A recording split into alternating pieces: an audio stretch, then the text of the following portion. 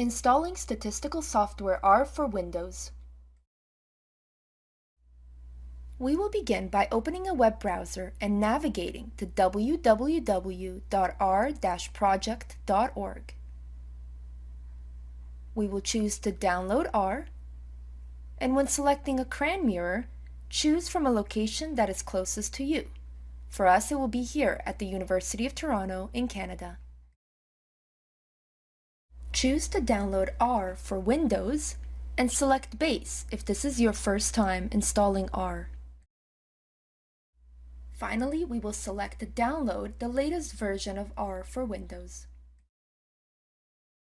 Choose to run the downloaded file and monitor the progress of the download.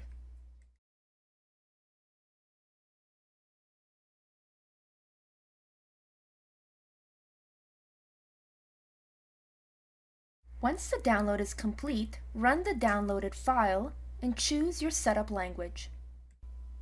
When following the setup wizard to install R, you can choose the default options.